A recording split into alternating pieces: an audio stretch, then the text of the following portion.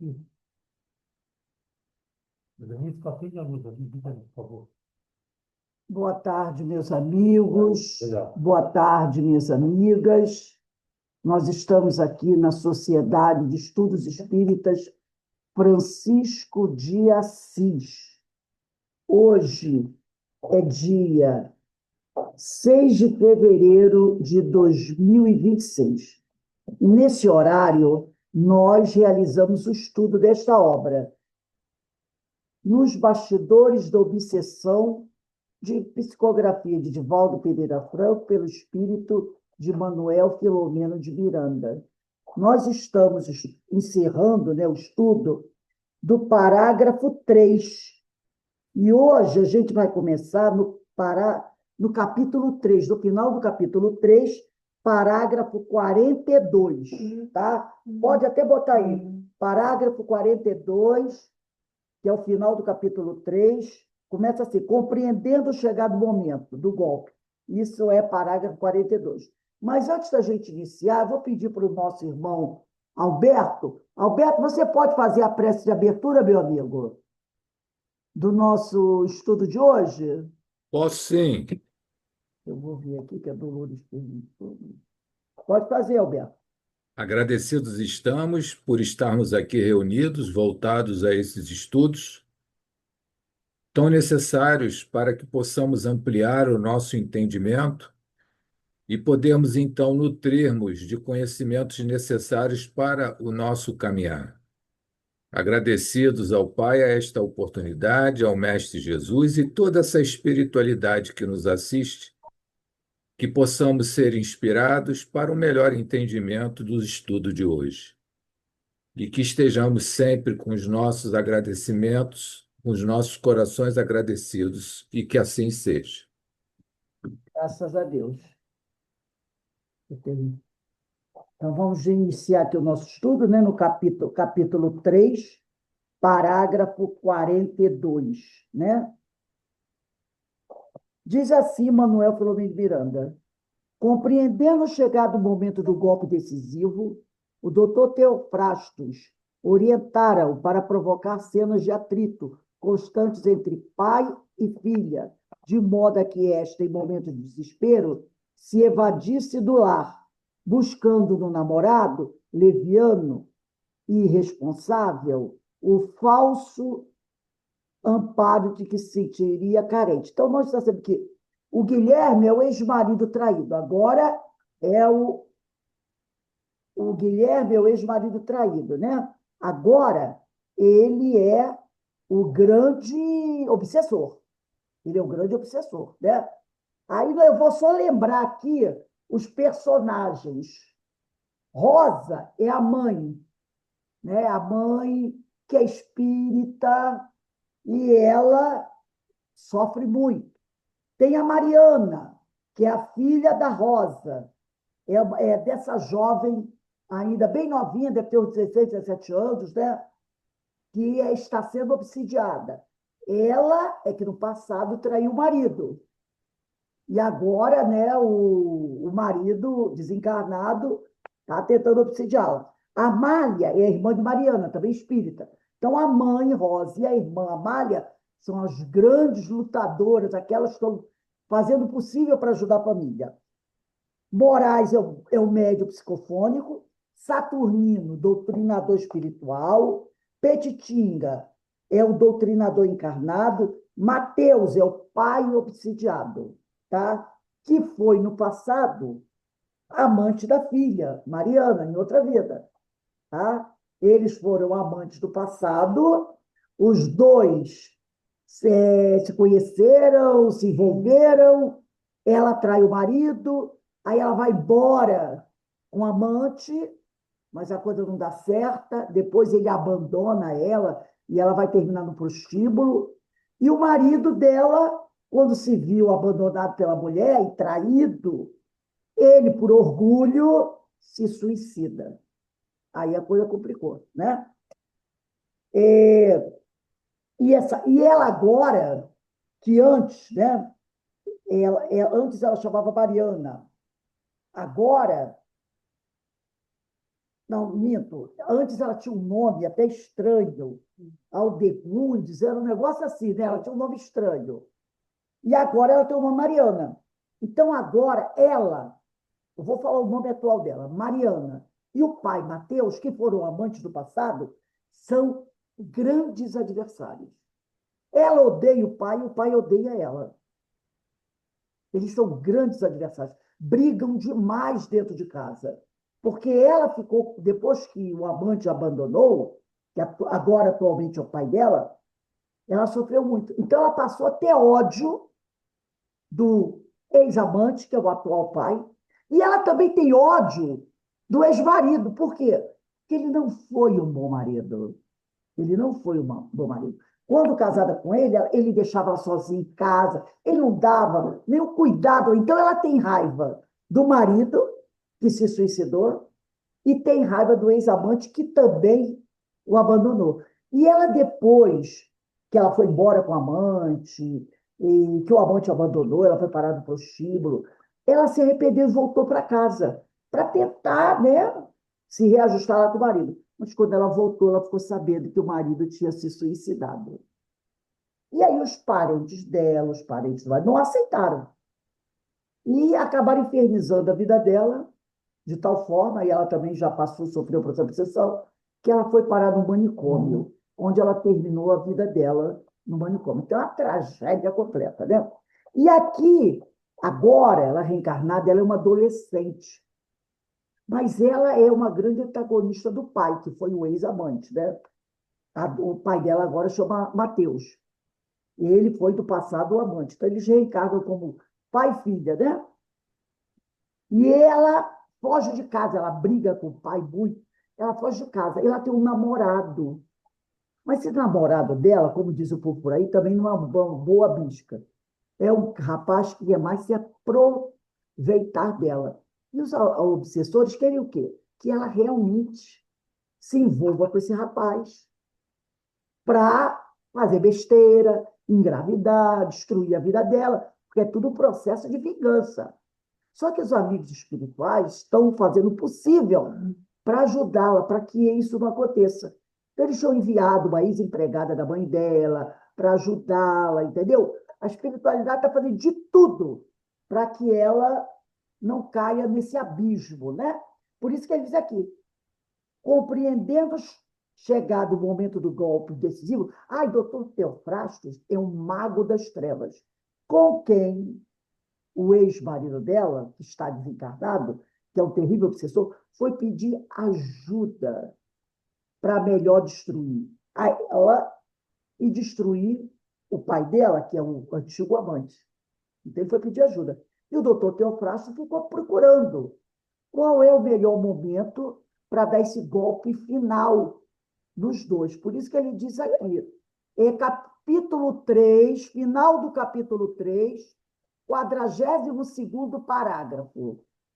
Final do capítulo 3, onde diz assim, compreendendo chegado o momento do golpe decisivo, o doutor Teofrasto, que é esse mago das trevas, orientaram, quer dizer, o ex-marido dela, chamado Guilherme, para provocar cenas de atrito constantes entre pai e filha, que no passado foram amantes, de modo que esta, a jovem, em momento de desespero, se evadisse do lar, buscando no namorado leviano e irresponsável o falso amparo de que se sentiria carecente. Então, o doutor Teofrão está dizendo para ele, aproveita esse momento que a Mariana, sua ex-esposa, que lhe traiu, agora é uma jovem, vai procurar esse namorado. Vai lá, aconselha ela, para ela ficar com o namorado, porque vai ser uma destruição, porque o namorado não é boa pessoa. Então, vai acontecer besteira, ela vai sofrer. Nessa circunstância, então ele, Guilherme, o que aconteceria se ela engravidasse? Ele, Guilherme, o ex-marido, reencarnaria através dela. De ex-marido seria agora o filho dela. Ela daria à luz a um terrível obsessor. O marido a quem ela traiu, e ele, por se sentir traído, se suicidou. Aí a vida dele, imagina o que ficou, né? Então, está aqui, Nessa circunstância, então, ele, Guilherme, ex-marido, o grande obsessor, se reencarnaria através de Mariana, sua antiga esposa, voltando ao lar dos Soares. Aí ele estaria junto dela, traidora, e do amante, que seria avô dele, na condição de neto do senhor Mateus, a fim de matá-lo. A ideia era ele como neto, e matando o avô lentamente, em longo recurso de impiedosa vindita, quer dizer, impiedosa vingança. Olha que plano, né? Conforme ele era instruído pelo doutor Teofratos.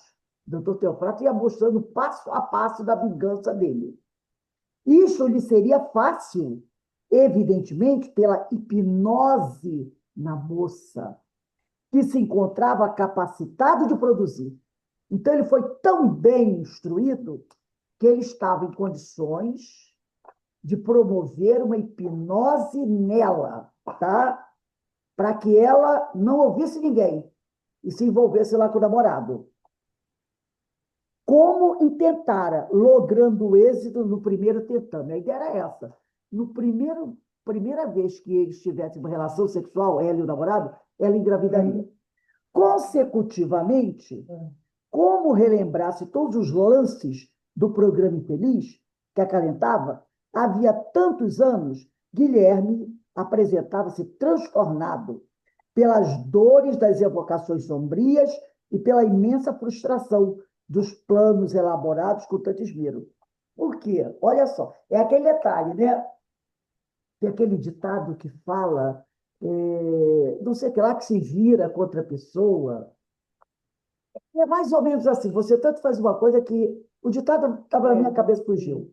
Né? Por quê? Porque de tanto ele ficar ali, planejando, eu não sei o que lá que se vira contra o agressor, o obsessor, um negócio assim, é um ditado popular. Né? De tanto ele ficar ali, planejando aquilo, né? Seria feitiço vira contra o feiticeiro? Isso aí. O feitiço acaba virando contra o feiticeiro. Obrigado, Verina. Por isso ele diz aqui, nessa circunstância, ele, né, como ele diz aqui, ó, como ele relembrasse todos os lances, porque todo dia ele ficava ali, pegando instrução do doutor Teofrastos, e sempre revivendo aquilo que ele queria fazer, esse programa infeliz. Isso acabava transtornando a ele. Ele acabava ficando transtornando, porque ó, virava uma monoideia. Ficar ali, ó, revivendo passo a passo do plano que ele acalentava há tantos anos. Se torna uma monoideia. E ele acabava ficando transtornado pelas dores das evocações sombrias, porque também tem o detalhe, ficar o tempo todo, grande parte, ao lado daquele mestre dele, entre aspas, doutor Teofratos, não era mole. Doutor Teofratos era um mago das trevas. Imagina a energia desse homem, horrorosa, e acabava afetando ele. E também ele estava transformado pela imensa frustração dos planos elaborados com tanto esmero. Eu não me lembro se eu botei como apoio para vocês o livro Ceifa de Luz. Se alguém tiver o Ceifa de Luz aí, pega rapidinho, que eu não me lembro. Eu acho que hoje eu não coloquei, não. Ceifa de Luz, do capítulo 2, aonde Emmanuel vai falar um pouquinho sobre desculpar, no capítulo 2. Porque tudo isso aqui que o Guilherme está sofrendo, por que será?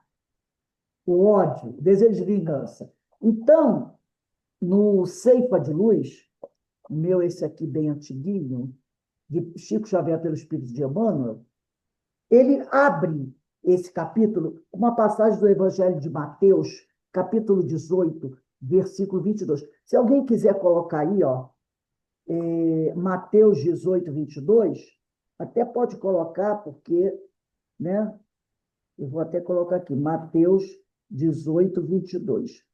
Quando Emmanuel diz assim, Emmanuel não, ele traz o versículo do Evangelho, que diz assim, Jesus lhe disse, não te digo até 7, mas até 70 vezes 7.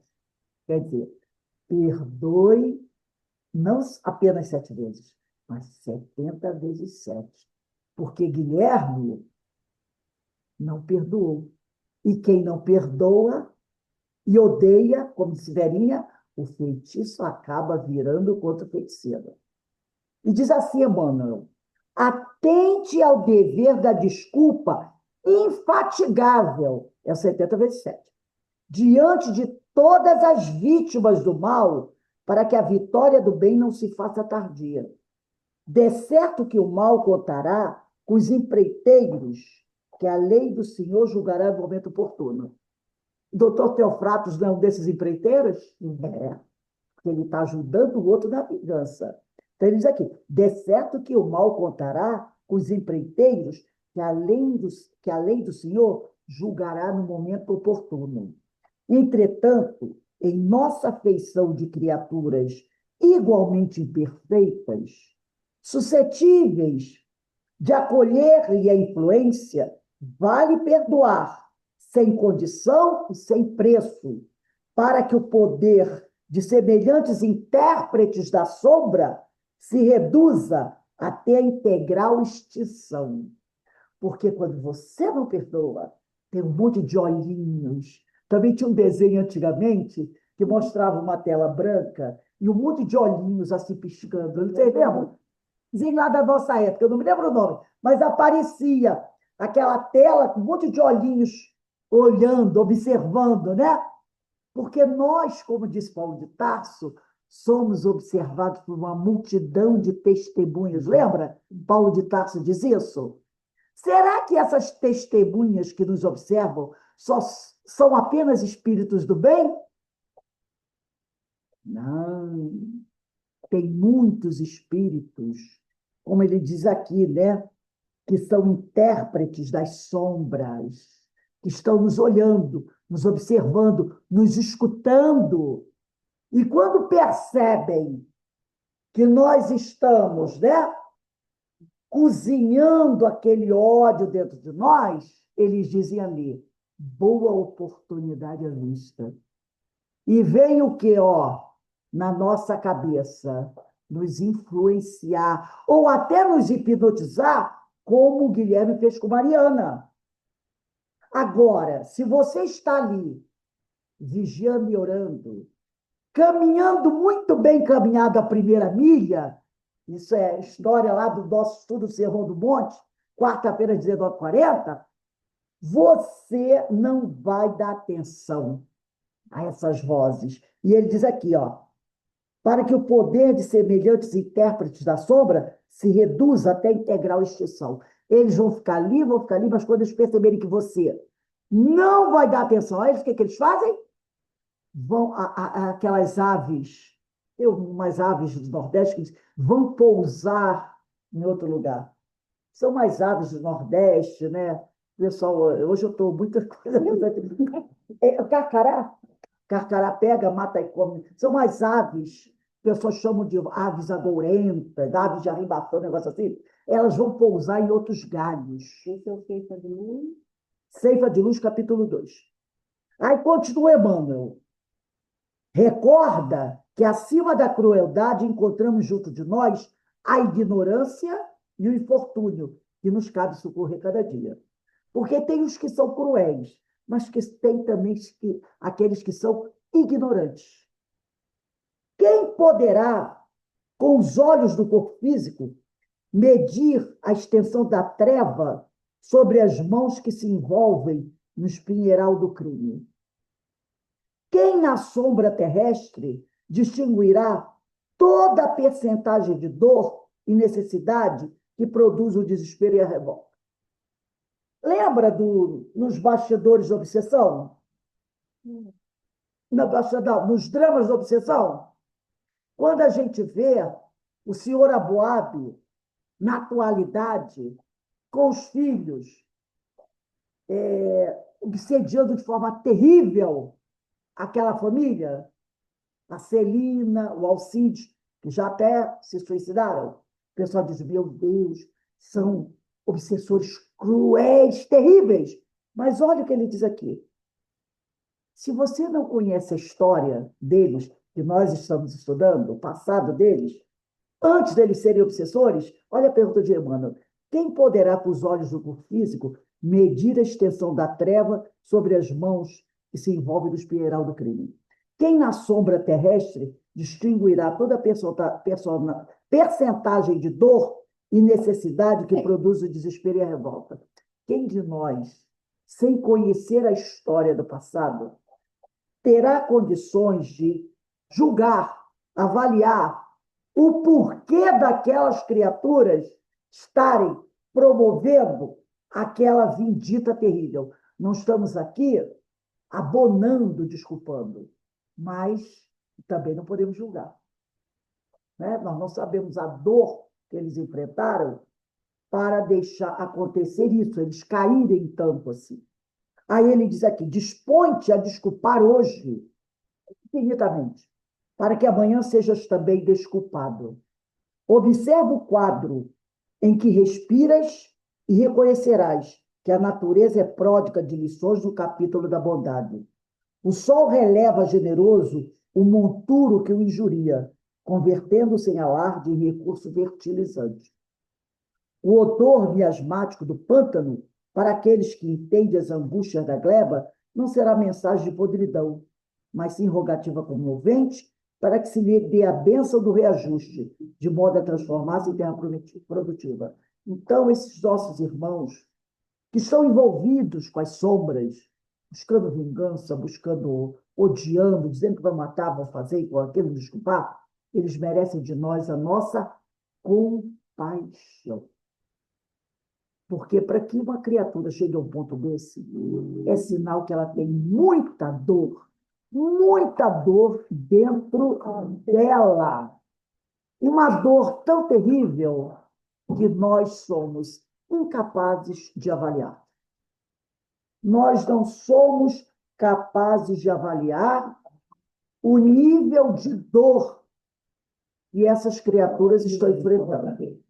E talvez, se estivéssemos no lugar delas, estaríamos fazendo muito pior do que elas estão fazendo agora. Por isso que a gente não deve julgar. A gente deve ter compaixão e orar por esses seres. Aí nós vamos à nossa queridíssima Ivone do Amaral Pereira, que nos pede, né, que todos os dias a gente faça aquela oração pelos nossos irmãos obsessores. Os obsessores, ela diz, para os mais cruéis. Não é isso que a nossa irmã Carmen manda para a gente todo dia? Mudou o livro. Né? Mudou. Ah, o livro agora é o Coragem, né? Então a Ivone pede que a gente faça todos os dias uma prece pelos espíritos muito sofredores, principalmente os obsessores mais cruéis. Porque esses nossos irmãos são aqueles mais sofredores e que necessitam da nossa prece, da nossa compaixão, não da nossa acusação, né? Não da nossa crítica. Aí ele diz aqui, ó, tudo na vida roga entendimento e caridade, para que a caridade e o entendimento nos orientem as horas. Não ouvides, quer dizer, não esqueçam que a própria noite na Terra é uma pausa de esquecimento, para que aprendamos a ciência do recomeço em cada alvorada nova. Então, quando a gente dorme, né, a gente dá aquele, entre aspas, descanso para a nossa mente. Faze a outrem aquilo que desejas que seja feito. Então, faze a outrem aquilo que desejas que seja feito. Advertiu-nos o amigo Excelso. E somente na desculpa incessante de nossas faltas recíprocas, com o amparo do silêncio e com a força da humildade, é que atingiremos, em passo definitivo, o reino do eterno bem com a ausência de todo mal. Então, belíssima mensagem de Emmanuel, né? Que tem por título Desculpar. Desculpar sempre, como disse Jesus. Não te digo até 7, mas até 70 vezes 7, quer dizer, eternamente. desculpar eternamente. Vamos voltar aqui ao nosso livro Nos Bastidores da Obsessão. Eu vou para o parágrafo 44, do capítulo 3. Embora intervindo de quando em quando, de modo a estimulá-lo na narrativa, Saturnino, quem é o Saturnino? Vamos relembrar, quem quiser puxar uma setinha e colocar, Saturnino é o doutrinador espiritual, que tinha o doutrinador espiritual, que era Saturnino, e o doutrinador encarnado, que era Petitinga. Então, embora intervindo de quando em quando, de modo a estimulá-lo na narrativa, Saturnino animava o Guilherme com palavras generosas, quer dizer, animava o obsessor com palavras generosas, a fim de que nos inteirássemos de uma dentre as inúmeras técnicas da obsessão e dos recursos utilizáveis para a vingança pelos desencarnados. Então, o Saturnino ficava incentivando ele a falar, porque, conforme ele fosse falando, ele ia contando o que ele estava fazendo e, ao mesmo tempo, instruindo a equipe dos recursos que eles, os obsessores, utilizam no processo de vindita. Encetando, então, conversação mais amena com o perseguidor de Mariana, que parecia alquebrado. Lembra? O feitiço vira contra feiticeira? Ele estava alquebrado, vencido sob o influxo magnético do instrutor e os passes aplicados com carinho por Ambrósio, que era um médium, né? Da casa, um médium lá do grupo espiritual. Conduzido ao sono, ele tanto recebeu o passe que ele adormeceu. Conduzido ao sono, Guilherme foi afastado do recinto por zelosos cooperadores desencarnados. E a reunião foi dada por encerrada. Nessa reunião estavam a equipe espiritual e vários encarnados no desdobramento do sono. Que durante a noite, a família, a mãe, a irmã, no desdobramento e vários médios da casa espírita, que trabalharam na reunião de desobsessão e depois da reunião foram para casa, dormiram e foram convocados através do desdobramento do sono para participar da reunião. Então, a reunião tinha encarnados e desencarnados no plano espiritual, os encarnados em desdobramento do sono. Petitinga, o doutrinador encarnado, que estava participando da reunião no plano espiritual em desdobramento, o médium Moraes e nós fomos conduzidos de volta ao lar. Por que nós, diz o Manuel Filomeno de Miranda? Porque nessa época ele estava encarnado. Na época que essa história aconteceu. Então, ele diz aqui, Petitinga, o médium Moraes e nós fomos conduzidos de volta ao lar, enquanto a alva, quer dizer, estava começando a clarear, né? Enquanto a alva desenhava sobre as sombras fugidias da noite os primeiros contornos da natureza, preparando-os para o festival do dia. Eles trabalharam até amanhecer. Quando estava começando a amanhecer, os espíritos voltaram para suas casas para o despertar. Estavam dormindo lá nas suas camas, né? Muito interessante. Eu não tenho o copo d'água para mim, eu consigo. O meu copo está ali. Eu esqueci de botar. Tinha botado água aqui para mim, um copão, mas acho que eu esqueci, não botei não. Eu sempre boto meu copão de água aqui. Eu esqueci. Rose, o Oi. grupo todo estava em desdobramento, né? Toda a equipe espiritual da casa, porque isso tudo, essa reunião, ela começou na casa espírita. Uma reunião de desobsessão comum, como todas as outras. Então, os médios receberam o espírito do Guilherme, dele deram passividade, receberam outros espíritos naturalmente. Não, Beto, o grande. Vê se está ali atrás do meu copo grande. Isso, da princesa. Então, quando terminou a reunião de desobsessão, foram todos para casa. E foram dormir, normalmente, como a gente faz quando termina a reunião de desobsessão. E aí, durante a madrugada, esse grupo encarnado foi desdobrado. E foram para o plano espiritual trabalhar junto com outros trabalhadores desencarnados, numa grande sessão de reunião mediúnica. Entendeu? Aonde a Mariana, que está encarnada e foi desdobrada, ela foi lá receber o tratamento. O pai dela, que está encarnado, também foi desdobrado, foi receber o tratamento. A mãe e a irmã foram também para ajudar. Então, foram os encarnados e os desencarnados.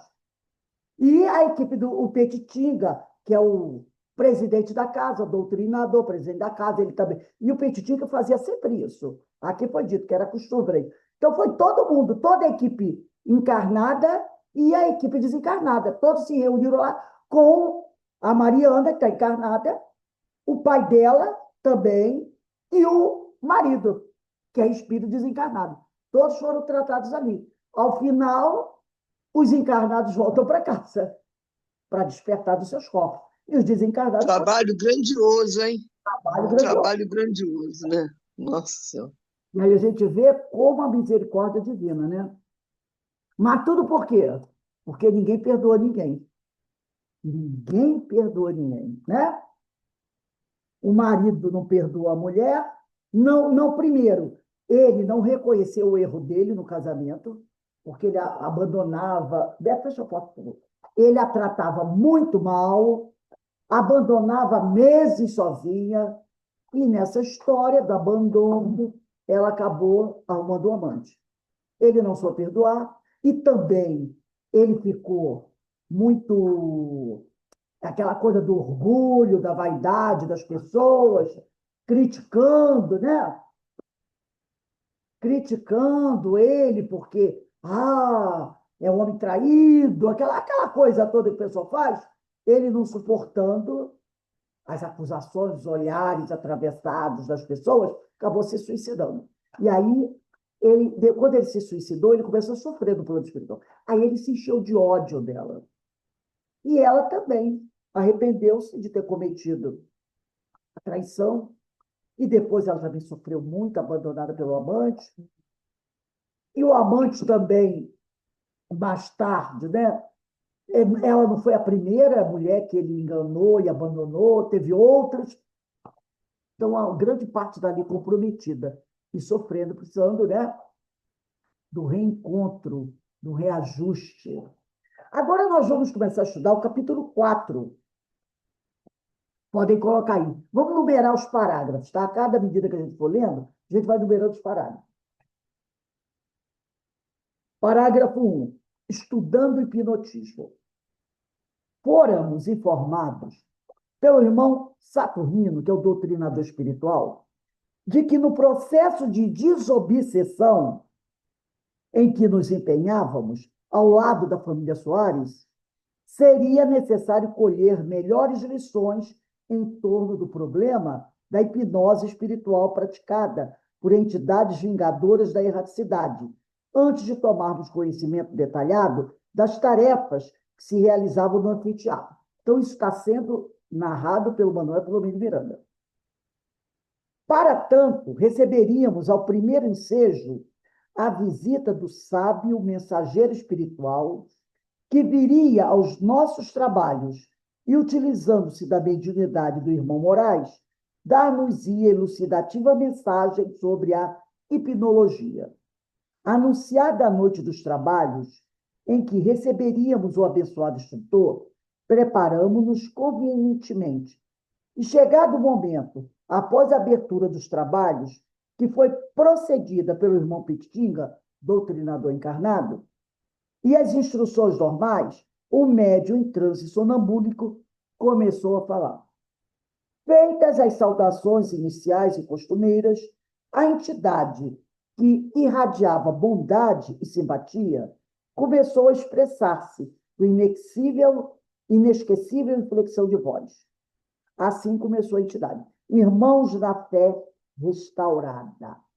Fé restaurada é o cristianismo redivivo. É o cristianismo restaurado, tá? Que Jesus, o divino benfeitor, nos abençoe e nos guarde, dando-nos a sua paz e inspiração. Desde tempos imemoriais, que são conhecidos algumas das práticas do hipnotismo moderno, que ocupava nas religiões dos povos da antiguidade oriental lugar de relevo, embora com nomenclatura diversa. Gente, o hipnotismo, logicamente, com outro nome, é uma das coisas mais antigas que existem da história da humanidade. Os orientais, os egípcios, os assírios, o povo da Babilônia já conhecia esse tipo de prática. Para nós ocidentais, muito desse negócio parece novidade. É igual à ideia da crença do corpo espiritual. Isso é antigo. Kardec que vai dar o nome de perispírito. Mas o próprio Paulo de Tarso já toca no assunto, né, nas suas cartas. E essa ideia de um corpo espiritual, principalmente entre os orientais, nossa, isso é muito antigo. É que para nós parece novidade, mas não é. Se você buscar em livros antigos que contam a história dessas culturas mais antigas, você vai encontrar lá a história do corpo espiritual, a história da hipnologia. Lembra daqueles filmes antigos, né? Era engraçado, a mulher olhava, o olho dela tremia, saía aquela ondinha, não é assim? Aquelas cobras da cabeça medusa, lembra? Que aquelas cobrinhas hipnotizavam. Tudo isso é matéria, olha, muito antiga. Aí ele vai dizer aqui. Só que tinha outros nomes, né? O Egito faraônico, através dos seus sacerdotes, e quando a gente fala em Egito faraônico, vamos colocar aí 5.000 anos antes de Cristo, tá, gente? O auge, né, o esplendor. O Egito faraônico, através dos seus sacerdotes, que pesquisavam os mais variados fenômenos psíquicos com os recursos de que dispunham, dedicou diversos templos ao sono, nos quais se realizavam as experiências hipnológicas de expressivos resultados. Aquela grande construção no Egito, que me faltou agora, do leão, do corpo de leão, como é que é o nome? A esfinge, né? A esfinge tem aquele esfinge, decifre os segredos, né? A esfinge que se encontra lá no Egito, na verdade, ninguém sabe a data que ela foi construída. As pirâmides, o pessoal tem uma ideia, mais ou menos, quando é que elas foram construídas. Agora, a esfinge, ninguém sabe, ela é muito mais antiga do que o pessoal pensa. Então, desde essa época, né? Então, ele diz aqui, os taumaturgos eram adivinhos, visionários. E como é que é o negócio? Os taumaturgos caldeus. Isso é da Babilônia. Isso é da época de Abraão, 4, 5, 6.000 anos antes de Cristo. Eles eram adivinhos visionários. Ah, quer dizer que médium não é coisa de Kardec, não? Mas quem era um rei antigo? Qual o rei antigo que não tinha sua pitonisa? Não é? Nos filmes, quem assistiu Alexandre o Grande, aparece lá, quando Alexandre vai para uma batalha terrível, acho que era a batalha contra os babilônicos, que ele conseguiu, né, chegar à Babilônia. E eu vi uma cena, antes da batalha, que eles trazem um boi. E um soldado mata esse boi. E um outro pega uma grande bacia, bota por baixo do boi, porque na hora que eles estripam o boi. E as vísceras do boi caem numa grande panela. E eles colocam em cima da mesa. E a pitonisa, que na realidade era um homem, né? Ele era o taumaturgo, um desses visionários. E ele vai ler, ali como lê Búzios, né? Ele vai ler as vísceras dos animais.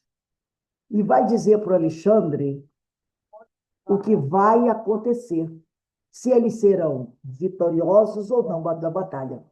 Então, ele faz uma leitura, né? Era um médium, só que ele utiliza as vísceras do boi para fazer essa leitura. Como algumas pessoas hoje leem cartas, outros leem búzios, outros leem as a borra do café, não tem isso? Ou então a folhinha do chá que fica no fundo da xícara. São todos velhos. Nesse caso, eram as vísceras do boi. E ele dá o veredito para o Alexandre. Você sairá vitorioso. E o Alexandre vai seguro e ganha a batalha realmente, né? Já na Bíblia, no livro de Reis, aparece lá um antigo rei, que, se eu não me engano, é Samuel, e o outro rei vai consultar a pitonisa para saber se ele vai ser vitorioso. E o espírito do rei anterior aparece e diz para ele, ó, você vai para a batalha, mas você vai morrer, seus filhos vão morrer, você vai perder todo o seu reino e acabou para você. Estão lembrados dessa história lá no livro de Reis? E era proibido consultar. Lembra que Moisés tinha colocado que era proibido? Mas o rei foi escolhido consultar a pitonisa para saber se a batalha seria legal. Mas o outro disse para ele, não, vai ser não. É a sua última batalha. Você e sua família, seu reinado, seu nome, vai tudo desaparecer. Então, isso era muito comum. Muito comum. Então, ele diz aqui, os taumaturgos, quer dizer, os adivinhos, visionários caldeus, praticavam a hipnologia, né, com finalidades terapêuticas, lobrigando respeitável soma de benefícios. Os egípcios faziam cirurgias no cérebro, cesariana e até plástica. Tem uma prática, eu não sabia dessa, fiquei sabendo, porque eu estava lendo um dia a história de algumas atrizes lá de Hollywood, né, que ficam fazendo plásticas. Então, tem um procedimento lá, né, com algumas atrizes, que elas prendem, é como se fosse um alfinete, um negócio assim aqui, que puxa a pele e amarra aqui atrás, um negócio desse, e estica a pele. Quer dizer, quando não dá mais jeito, vai nesse aí, né? Vai, eu chamei do elástico, e puxa assim. Sabe o que é isso? É uma prática que os egípcios faziam. Eles faziam. Lá no Egito. Cirurgia de nariz, eles faziam. Rinoplastia, cesárea. Faziam aquela cirurgia e quando a pessoa... Foi muito feito aqui também, do cérebro, que a pessoa fica... Lobotomia. Faziam cirurgias dentárias. Tem uma, encontraram esqueleto de um faraó desses aí, que ele tem no cérebro uma placa de metal, devia ser de ouro. Encontraram que um acidente deve ter tido afundamento, e eles colocaram uma placa. Era feito a sangue frio? Não. Ou eles usavam um anestésico, que eles conheciam, para a pessoa ficar dormindo, ou a hipnologia, que a pessoa era hipnotizada. Ou temos que a gente faz de vez em quando tem problema, né? Procura das agulhinhas, acupuntura também. Tudo isso eram práticas utilizadas. Quando eles sacaram fogo na grande biblioteca de Alexandria, muitas dessas coisas foram destruídas, dessas informações. Infelizmente, a ignorância. Da mesma maneira que os padres jesuítas fizeram na América Central, né? Na América, quando encontraram aqueles documentos que os incas, astecas e maias, ontem eu estava vendo um programa, né, dos incas, eram engenheiros fabulosos, levavam água do oceano até o interior, fazendo coisas que você diz assim, meu Deus, e como a engenharia era tão avançada. Mas quando os jesuítas tomaram ali, principalmente os espanhóis, queimaram tudo, destruíram tudo, né? Porque aquilo tudo era do diabo. Então vamos lá, vamos voltar aqui. Era tudo diabo. E aí ele diz aqui, e as diversas literaturas referentes à hipnologia conservam ainda hoje fragmentos históricos da sua viagem multissecular através de civilizações incontáveis que ficaram no passado. Deve-se, porém, a Frederico Antônio Mesmer, Franz, né? Frederico Antônio Merner, que é Franz Merner, que o pessoal chama, o grande impulso que o trouxe aos tempos modernos. Todavia, merece considerado que, para Celso, autor do conceito e teoria do fluido, anteriormente já se interessara por experiências magnéticas, que seriam posteriormente desdobradas por Mesmer. Considerava Mesmer o fluido como sendo o meio de uma influência mútua entre os corpos celestes, a Terra e os astros. Ele está falando do fluido cósmico universal, né? Afirmando que esse fluido se encontra em toda a parte. É o que os amigos espirituais nos falam agora. E enche todos os espaços vazios, o que hoje os cientistas chamam de substância negra, não é isso? A substância negra que eles estão, né? Aí, e enche todos os espaços vazios, possuindo a propriedade de receber, propagar e comunicar todas as impressões do movimento. E elucidava: o corpo animal experimenta os efeitos desse agente. E é insinuando-se na substância dos nervos que ele os afeta imediatamente. Ele está dizendo que esse fluido pode afetar o nosso corpo, os nossos músculos, os nossos nervos. Formado pela Universidade de Viena, o ilustre médico defendeu a tese que intitulou Influência dos Astros na Cura das Doenças. Gente, quem já não ouviu aquela curandeira, lembra? A rezadeira, né? A benzedeira, que falava para você ficar à noite, tomando sereno, na luz da lua, essas coisas assim, que era bom, né? Para curar, que da mesma maneira que tomar sol era bom para curar, à noite também ficar lua cheia. A história da lua cheia, como é que as mulheres antigas, as parteiras antigas, contavam o tempo de gestação? Pela lua. Pela lua. Eu me lembro que uma vez eu falei um negócio, e o negócio não deu certo. A minha filha tinha uma amiga que estava grávida. Era até amiga da Aline também, eu esqueço o nome dela, que morava ali perto da Escola Rosa do Povo. Isso não é Luciana, não. Ana, era Ana. E ela engravidou. E aí a Carolina chegou, mãe, a Ana já está com 9 meses, está para o neném nascer. Eu falei assim, e a médica dela disse que o neném vai nascer quando? A médica dela disse que é porque ela vai fazer cesárea no dia tal. Aí eu disse assim, peraí, Carolina, eu fui lá, olhei naquele mês, tipo assim, se fosse de setembro. Eu olhei e disse assim, Carolina, ó, amanhã entra uma lua cheia. Eu acho que a Ana não vai passar daí, não. Não é que deu batata? No outro dia, de madrugada, ela passou mal. E a mãe se acertou. Eu falei, lua não falha. Né? Porque o pessoal contava assim, as gestações, tantas luas para a criança nascer. E a criança nascia certinho. Ô, Rose, Oi.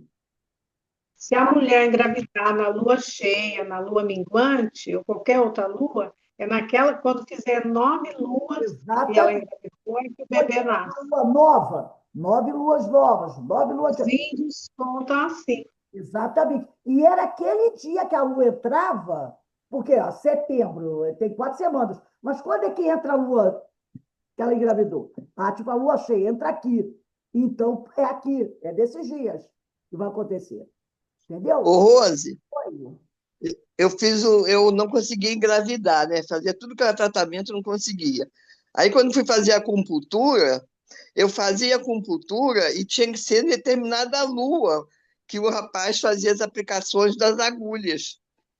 Aí contava, se você vem aqui na tal lua, aí fazia as aplicações da acupuntura, aí até que eu engravidei, aí quando eu engravidei ele pegou meu pulso e disse assim, vai ser menino. Porque naquela época a gente nem fazia essa ultrassonografia.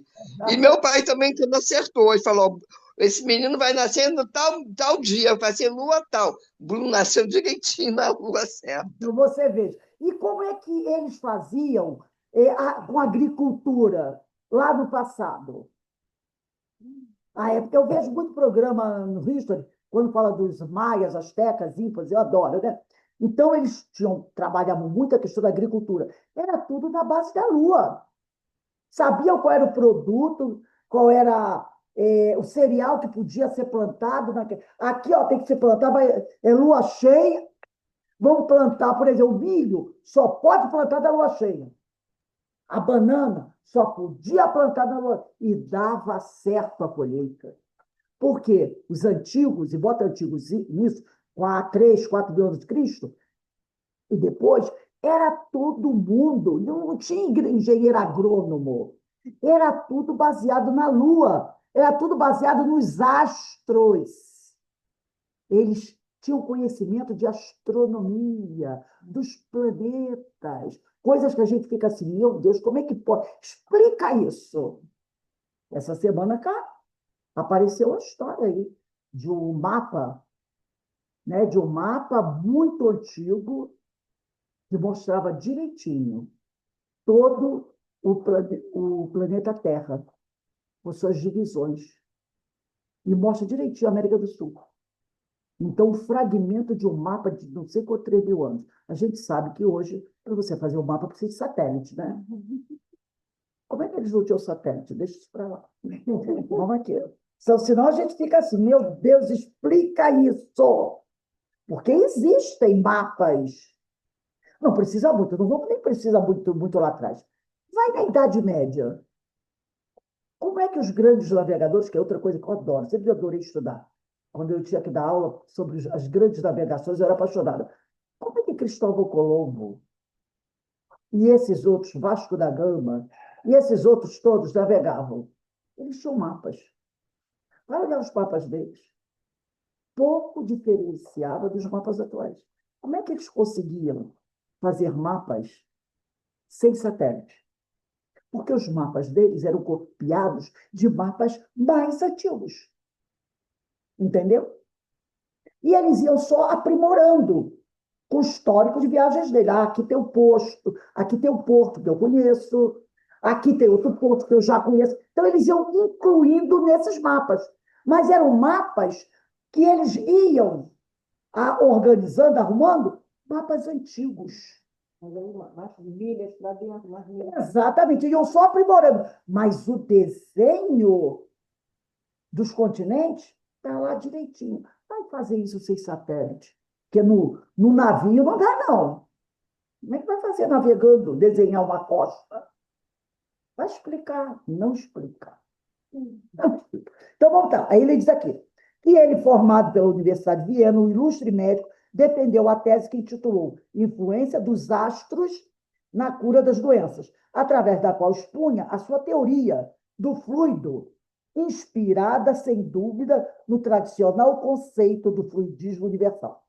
Fixado em tal opinião, concluía que as enfermidades decorrem da ausência desse fluido no organismo, que passa, então, a ser a alma da vida. Que fluido é esse? É o fluido vital. O fluido vital é modificado, é uma modificação do fluido cósmico universal. Então, ele dizia, a ausência desse fluido faz com que a pessoa adoeça. Utilizando-se de 27 proposições ou aforismos, estabeleceu as bases do seu pensamento e transferiu-se de Viena para Paris, nos fins do século XVIII, lá para 1700 e qualquer coisa, dando início com quanto forte preconceito acadêmico. Ah, é claro, né? Então, reinante as suas práticas, que tinham, de certo modo, o caráter burlesco, tendo em vista a forma bizarra com que se apresentava. Porque Mesmer, nas suas apresentações, fazia quase um circo, né? Era um teatro, ele usava roupas estranhas, tudo isso. Só que aquilo que ele apresentava era verdadeiro da apresentar. Mas como ele, como diz o povo por aí, enfeitava muito o pavão, a academia o considerava fajuto, burlesco, e não levava a sério essas práticas. Como muitos médicos hoje ainda não levam a sério a história das benzedeiras, das parteiras, se bem que as parteiras até são utilizadas, né? Hoje em dia, até pelo SUS, é utilizado parteiras em algum lugar. em alguns lugares, né? São enfermeiras também que fazem. Enfermeiras também que fazem, mas, por exemplo, a homeopatia não é bem vista por alguns médicos. Não é bem vista por alguns médicos. Mas a gente sabe o quanto que ela tem lá seus efeitos, né, seus resultados. Então, ele diz aqui, compreensivelmente, aí diz aqui, tendo em vista a forma bizarra com que ele se apresentava, sem a preocupação de atender à seriedade de um labor de ordem científica. Ele não estava preocupado com a seriedade da ciência. Ele queria fazer o trabalho dele daquele jeito, né? Compreensivelmente, o aparato algo teatral conseguia influenciar os pacientes que lhe buscavam o auxílio. Fazendo uma pausa, como a coordenar historicamente os conceitos, prosseguiu o amigo espiritual com expressiva ênfase, avançando de surpresa a surpresa nas experiências magnéticas, ao lado de portadores de distúrbios nervosos, criou mesmo a tina das convulsões. Tem um livro do Gabriel Delany, um dos primeiros livros que eu li do Gabriel Delany. Eu não estou me lembrando bem o nome aqui. Na época, eu achei muito cansativo. Isso lá nos anos 1994, 95. Nós estudamos esse livro no CEOI. Como grande parte de todos estávamos estudando, nós não tínhamos muito conhecimento da doutrina, e é aquela coisa, né? Quem não conhece muito acaba fazendo algo que não é muito legal. Daqui a pouco eu me lembro do nome do livro. Começamos a estudar esse livro. É a história de Mestre, a história das tinas, né? O livro é interessantíssimo, mas para quem estava começando a doutrina, a gente achava cansativo, chato de ler. Mas é a história do magnetismo, como essa história das tinas, como é que ele fazia, né? Ele colocava as pessoas dentro da tina, com os eletrodos, e ele magnetizava, e as pessoas saíam. Depois eu vou lembrar do nome do livro. O livro é muito interessante. Muito, que eu mostrava todo esse passo a passo, né? Que ele vai tentar narrar aqui. Aí ele é de Gabriel Delany, esse livro. Então, ele fala aqui, né? Avançando de surpresa a surpresa, nas experiências magnéticas, ao lado de portadores de distúrbio nervoso, criou Mesmer a tina das convulsões. Tina é um grande barril, tá? Em redor da qual podiam ser atendidas simultaneamente até 130 pessoas. Eu sei, Carmen, lê a notinha aí para gente. Devia ser uma piscina, né? Era mais ou menos uma coisa assim. Aqui, o Marquês de Pissegui, dominado por sentimentos humanitários, Não, é magnetizou. lá embaixo. A tina das convulsões. Ah, você quer que eu leia essa parte? Eu achei que era. Ah, tá bom. A tina das convulsões, o baquet, em francês, se constituía de ampla caixa de madeira com dimensões gigantes, de forma circular e entulhada de limalhas de ferro. Sobre as limalhas eram colocadas garrafas cheias de água adredemente magnetizadas. Essas garrafas semelhavam-se a vasos comunicantes, por estarem interligadas e o líquido passar através de todas. Da tina, por aberturas assimétricas, saíam inúmeras barras delgadas e longas de ferro, móveis que os pacientes aplicavam sobre os órgãos enfermos. Os pacientes formavam diversas fileiras em torno do baquet, de modo a poderem, a um só e mesmo tempo, beneficiar-se dos resultados magnéticos. Além disso, deixavam-se atar à cintura por uma corda, uns aos outros, e se davam as mãos, com a finalidade de formarem um anel de força, a fim de ampliarem a ação do fluido. Então, quem que se interessar por isso, pode estudar o livro O Espiritismo perante a Ciência, de Gabriel Delano, onde narra toda essa história, né, do magnetismo, né, Teve um rei ou um príncipe que se tratou, ou uma nobre, não estou me lembrando. as pessoas se tratavam e conseguiam Conseguiu uma cura. muito, muito, muito. O grande problema dessa história foi essa coisa teatral que ele fazia dos seus tratamentos, que era como uma coisa de teatro. Ele botava uma roupa, entendeu? Ele fazia tudo aquilo, ele não estava nem aí se os cientistas iam gostar ou não. Então, ele fazia como se fossem apresentações. Isso, para a academia, já viu como é que foi, né? Não foi bem Tem um visto. filme, né, Rose? Tem um filme, mas não tem essa parte da Tina, não. Eu não me lembro. Inclusive, quem enviou para doutor Bezerra a receita da pomada do vovô Pedro foi ele, mestre. Ele que criou a pomada do vovô Pedro. Passou para o doutor Bezerra, mas disse ao doutor Bezerra: não quero que coloque na pomada o meu nome, que seja pomada de médio, não. Eu quero que coloque o nome comum. Aí, doutor Bezerra de Menezes, quando passou a receita para o médium João Nunes Maia, que foi o primeiro que fez a pomada, passou duas observações. Primeiro, essa pomada não pode ser vendida. Pomada que foi usada durante anos, e é usada até hoje, pelos rancenianos e pelas pessoas que têm aquela doença chamada de fogo selvagem, né? Que ela alivia. E aí o doutor Bezerra disse: tudo bem, vai ser pomada do vovô Pedro. Mais simples do que isso, possível. Pomada do vovô Pedro. Eu sou uma pessoa que tem uma fé incrível nessa pomada. Já usei essa pomada em momentos muito difíceis.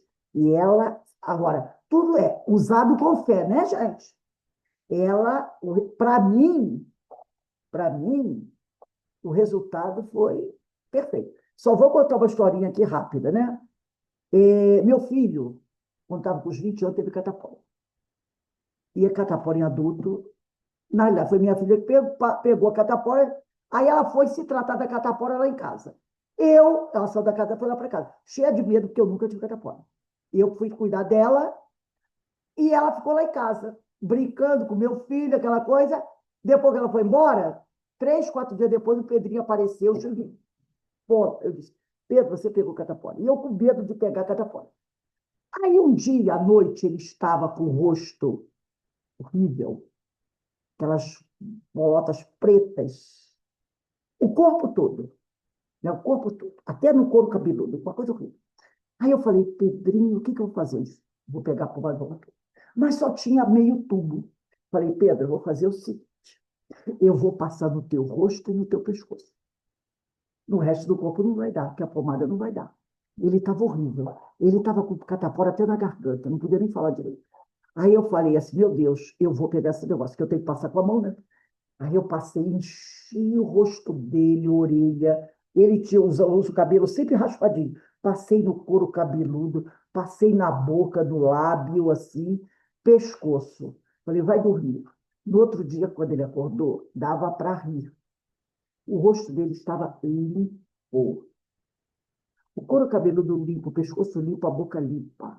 O resto do corpo todo cheio de catapora. Ele tinha catapora daqui para baixo, braço, órgãos genitais, tudo. Agora, daqui para cima, só tinha aquelas sombrinhas. Aí ele: mãe, olha como é que eu tô. Eu digo: melhor. Aí eu fui lá do Curupaiti, porque eu sempre pegava lá do Curupaiti, peguei, cheguei lá, falei com um amigo meu que era lá do Centro Espírita Filhos de Deus, né? Que eles tinham um pote, aí levei os 3 para casa, passei no corpo dele, que aí foi diminuindo. E ele não ficou com uma marca de catapora do rosto, nem na cabeça, nem no pescoço. Agora, o resto do corpo tem marca. Mas foi tão engraçado que no outro dia ele estava limpo. Limpo. Até hoje ele sempre tem. Quando ele tem uma dor de cabeça, um problema de sinusite, ele diz assim: mãe, cadê a pomada do vô Pedro? E quando ele está aqui, eu digo: Pedro, você tem pomada do vô Pedro? Ele tem.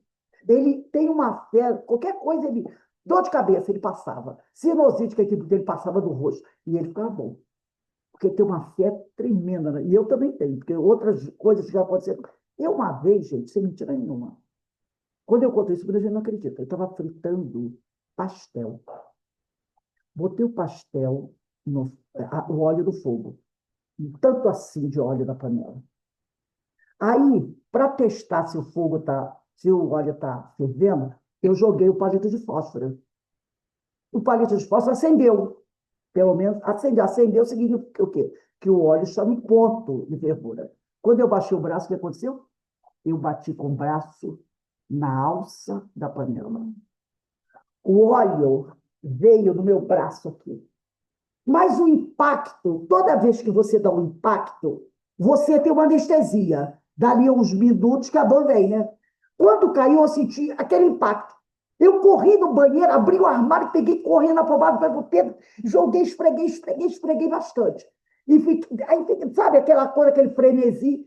E quando eu acabei de passar, eu fiquei esperando. Lá veio a pancada da dor. Aí eu fiquei, cadê a pancada da dor? Pancada da dor. O que eu senti? Uma leve ardência. Aí eu fui, passei mal. No outro dia, meu braço estava na região levemente rosado. E não passou disso. Só se eu esfregasse o dedo que ardia. E eu sei que isso é grave, porque minha mãe já aconteceu isso com a minha mãe. Quando o óleo virou no braço da minha mãe, caiu a pele e depois fez aquela bolha horrível. Sabe aquela bolha? Uma bolha alta assim, que ela teve que tirar no médico, no hospital, que no hospital que eles cortam. Ela ficou, eu era criança, ela ficou quase 2 meses com aquela gás e botava um remédio amarelado para poder. Era horrível. Conta aquilo, eu imaginei. Eu sei que eu passei correndo a pomada do Vovopento, fiquei esperando. E eu lá vi a dor. Ainda fiquei assim, lá vi a dor, lá vi a dor. E a dor não veio. Ficou só uma ardência leve. Sabe quando você de vez em quando encosta na panela? Ou melhor, quando você queima com o vapor da comida um pouquinho, mas nem da dor foi igual, foi bem mais suave. No outro dia, só tinha rosado o meu braço. E acabou. Não fez bolha, não fez nada, nem polo. Então, eu já passei por experiências com essa pomada do vovô Pedro, que eu considero ela maravilhosa. Agora, você tem que usar com você. Vai numa casa espírita, eu pegava sempre no Filhos de Deus. No Filhos de Deus. E eu trazia 2, 3, e ela não pode ser vendida. E a pomada, tem umas aí que eles usam outro nome, dão outro nome, mas a verdadeira vem naquele tubinho de filme, lembra? De filme, e o centro até pedia muito, se você tiver aquele tubinho preto ou cinza de filme, doa para a gente, que é onde põe, colocar a pomada. Agora não tem mais, né? Então, eu considero uma pomada abençoada. Abençoada, tá? Então, ele fala aqui, ele diz aqui, ó, onde eu parei mesmo? Fazendo uma. Não, isso eu já li, né? Ele fala, ela leu a notinha. Ali se reuniam, em volta dessa tina, paralíticos, nevropatas. Nevropatas são pessoas com lesão nos nervos, de classificação complexa, que, em contato com o fluido magnético, eram acometidos de convulsões. Então, quando essas pessoas entravam em contato com o fluido, eles tinham convulsões violentas, das quais saíam, depois da convulsão, com nervos relaxados, libertados das enfermidades que os consumiam. Acatado por uns, perseguido por outros, Mesmer terminou por abandonar Paris e transferiu-se para Nuremberg, né? Nuremberg, no Lago de Constança, algo combalido e desprestigiado. Ele recebeu muitas críticas, né? As suas experiências, porém, chamaram a atenção de homens ilustres, interessados na busca de métodos capazes de diminuírem as aflições humanas. Entre esses, o Marquês de Puysegur. Beto, lê a notinha lá embaixo sobre o Marquês. O Marquês de Puysegur, dominado por sentimentos humanitários, magnetizou uma árvore em sua propriedade de Bussing com o objetivo de auxiliar os pobres, que tocando no vetus vegetal se diziam melhorar através de seus recursos benéficos. Mesmer, por sua vez, interessado igualmente na mais ampla difusão do magnetismo, bem como na coleta de resultados espetaculosos, instruiu o seu empregado, tornando-o seu cooperador, para atender a clientela em crescimento espantoso. Além do baquet, que atendia o número coletivo, havia a aplicação do magnetismo individualmente, feito de maneira bastante grosseira, mas, ainda assim, tem resultados surpreendentes. Então, além da Tina, ele ainda aplicava passes, né? Eram passes que ele aplicava nas pessoas ali. Então, ele diz aqui, entre esses, o Marquês de Puységur, em 1787, século XVIII, enquanto magnetizava um camponês de nome Vitor Rassi, foi surpreendido por estranha ocorrência. O paciente adormeceu e, nesse estado, apresentou admirável lucidez. Olha aí o sonambulismo, né? Sendo capaz de produzir eficiente diagnóstico a respeito de males orgânicos que o afligiam e sugerir segura terapêutica. O sono era menos, sem convulsão nem tormento, ensejando o início do período denominado, então, sonambulismo. O fato digno de estudos tornou-se, de súbito, instrumento de charlatanismo, que tem sempre alguém para se aproveitar, né? E foi denominado como maravilhoso, dando margem a especulações naturalmente ridículas e indignas. Todavia, estava-se no caminho certo, apesar das veredas falsas. A academia, convocada a opinar através de inquéritos conduzidos com má fé, chegou à conclusão de que tudo não passava de burla e cerrou, desde então, olhos e ouvidos aos aventureiros, delegando-os ao mais amplo desprezo. Nós vamos parar por aqui. Que aí, né, se não está exatamente da forma como a academia exige, o que ela faz? Cancela, não é? Cancela. Gente, nós vamos para... Eu acho bastante interessante isso, e ele vai trazendo, né, vários casos. Tudo isso aqui é uma mensagem do instrutor espiritual. Está explicando que, antes dele mostrar o que vai acontecer, ele precisa esclarecer sobre a história da hipnologia, do magnetismo, para que as pessoas saibam como é que isso aconteceu, né? E isso que ele está mostrando aqui, de 10, essas coisas, isso é o século XVIII. Mas lá no passado, isso era feito com tranquilidade. Na época de Jesus, entre os faraós, entre os chineses, entre os indianos, entre os caldeus, os babilônios, eles faziam isso tranquilamente. Era a medicina da época. Agora, aonde eles aprenderam? Ninguém sabe. Porque, ó, você vai indo para trás e vai descobrindo coisas, né, maravilhosas. Você vai descobrindo o imã que eles já usavam, tinha a lente de aumento, né, gente? Para enxergar o magnetismo, os ímãs, tudo isso.